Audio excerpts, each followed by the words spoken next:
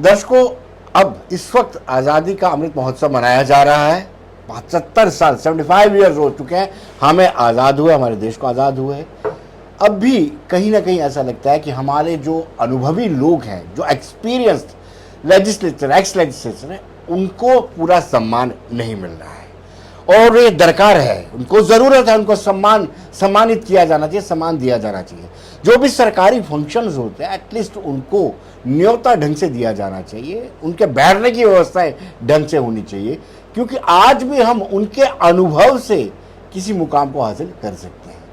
Jammu Kashmir x legislative welfare council बनी हुई है जम्मू कश्मीर में, 2002 में ये बनी थी और उस काउंसिल ने लगातार काम किया, समाज के वेलफेयर के लिए काम किया, वक्तन वक्तन लेजिस्लेचर्स को ज्ञान भी दिया, कुछ टिप्स भी दिए, लेकिन आज इस दौर में वो खुद को अकेला महसूस कर रहे हैं। काजी जलालुद्दीन जी चेयरमैन है। काजी साहब, आपका स्वागत है। कभी अफसोस होता है काजी साहब, जो इस वक्त मौजूदा हालात है, आपको आपके जो हमारे बाकी सहयोगी भी हैं, फॉर्मर एमएलए, फॉर्मर एमएलसी, उनको पूरी तरह से निगलेक्ट, साइडलाइन किया हुआ है, जबकि आप अपने एक्सपीरियंस से बहुत कुछ बता सकते हैं। मनोज जी, पहले आपका बड़ा बड़ा शुक्रिया, आपने मुझे मौका दिया जी। आपने जो कहा, मैंने 1996 में इलेक्शन लड़ा जी। 1996 में जिन लोगों ने इलेक्शन लड़ा जी, उन्होंने जान हथेली पे लेकर गए। कोई ये जो तैयार नहीं था यहाँ पे जी। सारी पार्टियों ने सरेंडर किया था, लेकिन एक शेर बबर फारूक अब्दुल्ला था जिसने कहा नहीं, हम इलेक्शन में उतरेंगे जी, लोगों की बेहतरी के लिए, लोगों की बहबूदी के लिए, लोगों के सहूलियत के लिए हम इलेक्शन में हिस्सा लेंगे।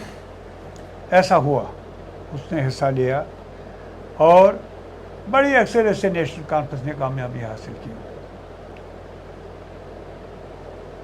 बड़ी मुश्किलात के बावजूद भी फारूक साहब की गवर्नमेंट ने सफलता हासिल की वहाँ जम्मू कश्मीर में मिलिटेंसी को कम करने में, लोगों को एतमाद में लाने के लिए, जबकि बहुत सारे वहाँ लोग जो थे वो नाला थे, लेकिन हमने कोशिश की कि लोगों को फिर दायरे कार में लाया जाए। ताकत के बलबूते पे कोई कौम जो है वो रह नहीं सकती है या किसी को दबाया नहीं जा सकता है। हाँ, लोगों के ख्यालात, लोगों के मुश्किलात, लोगों के जज्बात का एहतराम करें तो सब कुछ हो सकता है जी। तो फारूक साहब ने ऐसा ही किया और उसकी गवर्नमेंट ने ऐसा किया और 2002 तक ये गवर्नमेंट रही है और सक्सेसफुल गवर्नमेंट रही है। जी। लेकिन काजी साहब, आपको क्यों लगा कि काउंसिल का गठन किया जाए? नहीं, मैं वो उसी पे आ जाऊंगा, लेकिन ये पहले जरूरी 2-4 बातें हैं। जी। यहाँ ये हुआ कि उस वक्त चाणक्य साहब थे, बहुत सारे थे, ये हमारे जो एमएलसी बने, जो एनसी के नहीं थे, 6-7 थे ये ऐसे हमारे शख्सियात। फिर फारूक साहब को सवाल किया गया कि भाई आप इनको क्या ये रेवड़ी बांटते हो कि इनको एमएलसी बनाते हो जी। तो यानी फारूक साहब जम्मू वालों को साथ लेके चल रहे थे? नहीं, भवन में उसने कहा जी, हमारी रियासत के हालात ख़राब है, हमने जब तक सब हम इकट्ठे नहीं चलेंगे हम रियासत को सही सिमत पे और सही जगह नहीं पहुंचा सकते हैं। तो उसने वो अपना बड़ा दिल दिखा के ऐसा किया। तो मैं फोरम की बात करूंगा।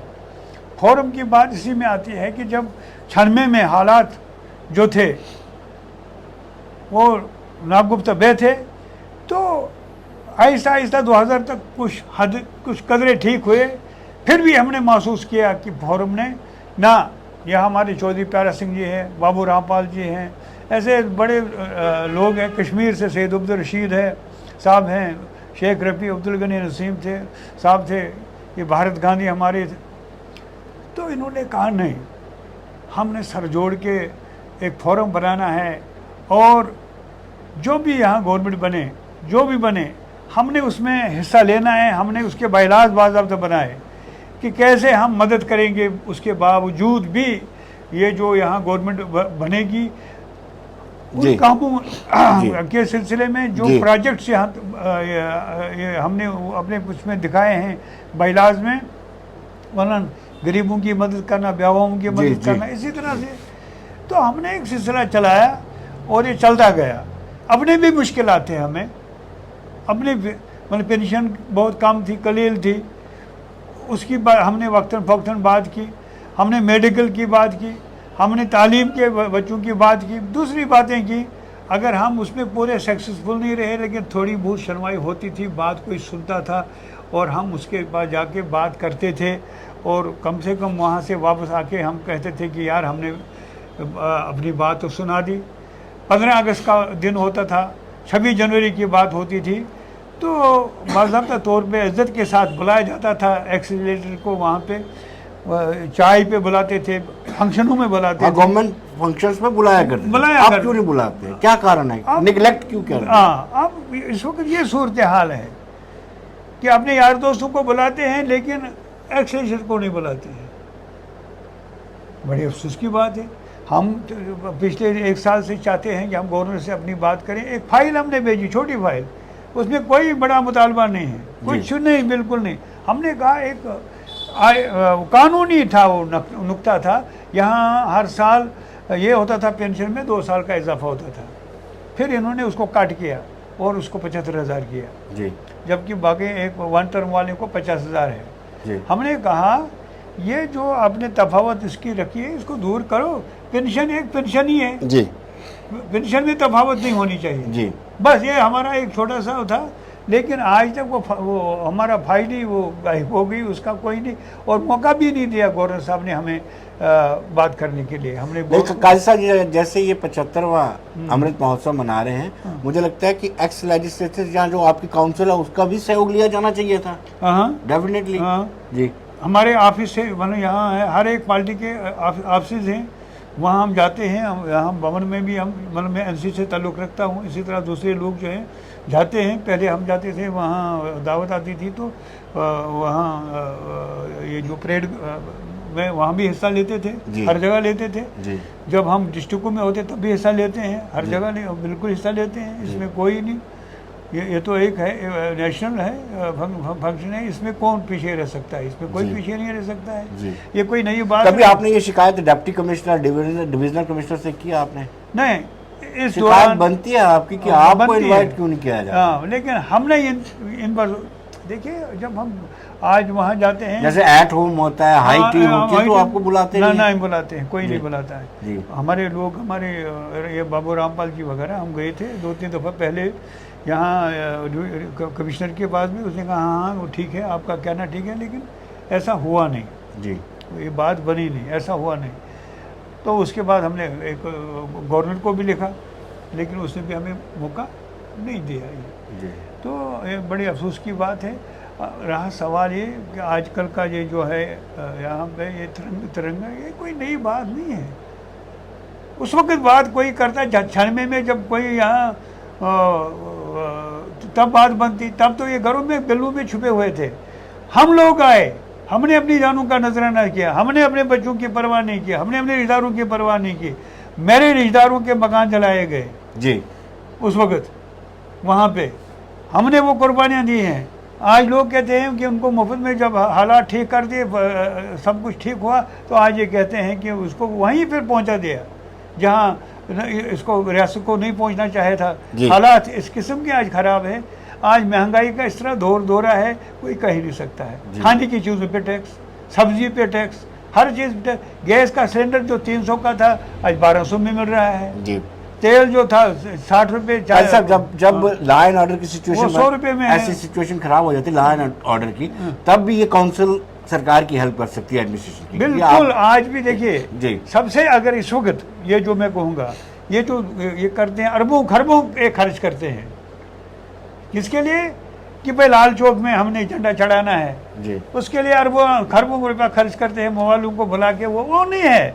अरे दिल से होना चाहिए, दिल की बात होनी चाहिए, दिल से ऐसा। वो जो जहाँ की जमातें हैं, जो मुंसलिक हैं इसके साथ, कोई जमात है, नेशनल कॉन्फ्रेंस है, कांग्रेस है, एवं बीजेपी है, सबके जमातें जो हैं देश भगत है, इसके लिए, मुल्क के लिए काम कर रहे हैं। उनको इग्नोर किया जाता है, उनको कोई पूछता नहीं।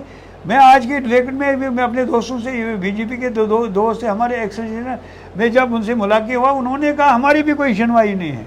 ऐसी बात नहीं, हाँ, उनकी भी कोई सुनवाई नहीं है, उनको भी कोई। यहाँ अगर कश्मीर को उनको नफरत है तो मैं तो जम्मू के साथ क्या है, जी मतलब डोगरा देश कहाँ गया वो डोगरा देश? कौन आज डोगरा देश की बात करता है यहाँ पे? जी कौन करता है मुझे बताओ। कैसे हो? आपके काउंसिल में कितने मेंबर्स कितने हैं? हमारे मेंबर 350 से ज़्यादा हैं, जी लेकिन एक्टिव मेंबर जो थे वो हमारे पास जिन्होंने मेंबरशिप वगैरह जो इसको चलाते हैं वो 61 थे। जी जी 61 हैं। जी ऐसे हम बाकी हैं बेवाएँ जो हैं, विडो है या इनके जो है ना जो मर चुके हैं, जी उनके घर में जो मस्तूरात वगैरह हैं, लेडीज़ हैं, तो उनको हम नहीं बुलाते हैं। अलबत्ता उनको जाके कहीं उनको मुश्किल होती है हम उनकी मदद के लिए वहाँ पहुँच जाते हैं। लेकिन कहीं ना कहीं निगलेक्ट तो किया जा रहा है, आपको नजरअंदाज किया जाता है। ये इसका ऐसा नहीं होना चाहिए। ऐसा कारण क्या है? इसको क्या लगता है आपको? ये हमें समझ नहीं आता है। सेक्रेटरीट में जाओ कोई नहीं पूछेगा। सियासी इंसानों की जैसे नफरत है। अगर ऐसी जिस सेक्रेटरीट में बैठ के, जिस असेंबली के पटल हाँ, पर बैठ करके आप कानून बनाया करते थे, आज आपको एंट्री भी नहीं है वहाँ पर। बड़ी दिक्कत होती है इनको। बिल्कुल बिल्कुल बिल्कुल। उनको ये पता नहीं कितनी दिक्कत होती है ब्यूरोक्रेट्स को, ये कि ये नाम सुनते ही उनको ये टांगों में थरथराहट होती है। कहीं हमारे अरे हम ऐसे क्या कैसे होता है? एक नहीं दिन ज़्यादा देर थोड़ा रह सकता है। फिर यहाँ जब तक जमहूरी अमल यहाँ नहीं होगा, यहाँ अमन कायम नहीं होगा। कुछ भी करें, कितनी भी फोर्सेस करें, कितने 8 लाख हो, 10 लाख हो, 20 लाख हो, 25 लाख हो, उन्होंने आखिरकार यहाँ के सियासी लोगों के साथ ही बात करनी है। यहाँ के लोगों के साथ ही, जम्मू कश्मीर और लद्दाख के लोगों से ही बात करनी है। तब जाके यहाँ अमन कायम हो सकता है, तब जाके यहाँ माहौल ठीक दृढ़ हो सकता है, तब जाके यहाँ भाईचारा कायम हो सकता है, तब जाके यहाँ ये जो आज नफरत की दीवारें हैं ये ख़त्म हो सकती हैं। क्योंकि हम एक जगह बैठते हैं असम्बली में, वहाँ अशोक कुमार भी होता है, वहाँ काजी जलालुद्दीन भी होता है, वहाँ रामपाल भी होता है, वहाँ सिकंदर भी होता है, सब होते हैं जी। तो ये जब तक ऐसा, लेकिन आपने हाउस में बैठ के कितने कानून तरमीम किए होंगे और आज आपको उस सेक्रेटरीट के अंदर जाने में भी दिक्कत है। बिल्कुल दिक्कत। जब जिला स्तर पर कार्यक्रम होते हैं उसमें भी आपको इन्वाइट नहीं किया जाता? नहीं, उस ढंग से नहीं होता है जिस ढंग से होना चाहिए, प्रोटोकॉल। जी जी। आप सिविलियन में आप कहेंगे, लेटर भेजेंगे, आओ जी इधर, सिविलियन में बिठाएंगे, तो वो तो मैं कहता हूँ के प्रोटोकॉल जो है उसका वो तो ख़त्म तो नहीं ना हुआ। जी जी। एक्स लेजिस्लेटर बनने के बाद उसका प्रोटोकॉल ख़त्म नहीं होता जी। उसकी प्रोटोकॉल की एहतराम, उसका एहतराम नहीं होता है। दर्शक जानना चाहते हैं प्रोटोकॉल क्या होता है एक्स लेजिस्लेटर? देखिए यहाँ प्रोटोकॉल जो है एक्स इसका लेजिस्लेटर का, वो चीफ सेक्रेटरी से ज़्यादा है जी, चीफ सेक्रेटरी से भी बड़ा है जी, ये प्रोटोकॉल है। उसके बाद ये उसको एक लेटर निकला, यहाँ गवर्नमेंट ने लेटर निकाला कि जो भी ज़िला सतह हो, कोई भी हो, स्टेट सतह हो, ज़िला सतह हो, लेकिन सबसे पहले तरजीह दी जाए एक्स लेजिस्लेटर को। ये ऐसा बाकायदा लेटर है, बाज़ाब्ता लेटर है जी, गवर्नमेंट ने निकाला है जी। सब चीज़ें खत्म है। आज उसको इम्प्लीमेंट क्यों नहीं करवाया आपने? नहीं, तब तक तो इम्प्लीमेंट था जब तक गवर्नमेंट होती थी, हम तो कराते थे। जब से ये 19 अगस्त के बाद तो ये सारी बातें खत्म हो गई, सारी चीज़ें खत्म हो गई, इसका कोई नहीं है। आज भी अगर ये इनको हमारा रोल सही, हम अगर ये हमसे वो ले लें तो फायदा रियासत को है। नहीं, आपका अनुभव है, एक्सपीरियंस है, आपका एक्सपीरियंस बिल्कुल फायदा इसको जो मौजूदा एडमिनिस्ट्रेशन है उनको है जी। हमारा तजुर्बा जो है वो उसको अगर ये भरपूर लाएंगे सामने, हमारे तजुर्बे को इस्तेमाल करेंगे तो यहाँ तो अमन भी हो जाएगा जी, हर चीज़ हो जाएगा। आखिरी सवाल का, सब क्या अपील करेंगे आप एलजी से, क्या अपने सदस्यों से, जो काउंसिल के सदस्य, उनसे क्या अपील? उनसे यही है कि हमारा प्रोटोकॉल जो है वो बहाल किया जाए जी, नंबर 1। नंबर 2, जो जिस तरह से पहले हमें वहाँ प्रोटोकॉल के मुताबिक सेक्रेटरीट हो और कोई हो, ज़िला एडमिनिस्ट्रेशन हो, तहसील एडमिनिस्ट्रेशन हो, वहाँ से बाज़ाब्ता तौर पे हमको वो इज़्ज़त मिलनी चाहिए। क्या मैं आपको एक और बात बताऊं कि हमारे बहुत सारे यहाँ लेजिस्लेटर हैं जिनको थ्रेटें हैं, जिन्होंने 96 में इलेक्शन लड़े जी, उनको कोई पैसों नहीं है, लेकिन आज एरो गैरो जितने भी हैं, जो अगर बकरियाँ भी कोई चराता है उसको भी 3-3, 4-4 पैसों जी। लेकिन हमारे जो एक्सटेंशन है जिनको होने चाहिए थे उनको नहीं है, ये हमें गिला है जी। हम कहते हैं, गवर्नमेंट को अपील करते हैं यहाँ से कि उनका वो बहाल कर होना चाहिए। और एक गुजारिश करते हैं कि यहाँ इस वक्त सबसे ज़्यादा अगर कोई इस परेशानी है वो मेडिसिन की है, दवाइयों की है। इतनी मुश्किलात हैं कि जो पेंशन है वो तो दवाइयों में चली जाती है। तो उसके लिए भी गवर्नमेंट को देखना चाहिए कि हम भी यहाँ के रियासत के बाशिंदे हैं, हमने कुर्बानियाँ दी है, सब कुछ किया है, आज हमको नज़रअंदाज किया जाता है, ऐसा नहीं होना चाहिए। कैसा बहुत बहुत शुक्रिया आप कार्यक्रम में। तो सरकार से हम आग्रह करेंगे, गुजारिश करेंगे कि जो प्रोटोकॉल तय है एक्स लेजिस्लेचर का, एटलीस्ट उस प्रोटोकॉल के तहत इनको सम्मान भी मिलना चाहिए। इन्होंने भी उस विधानसभा में या फिर यूं कहिए काउंसिल में बैठ करके कानून में तरमीम की है, इनका बड़ा रोल रहा है, लिहाजा इनके रोल को, इनकी भूमिका को कभी नज़रअंदाज नहीं करना चाहिए। धन्यवाद।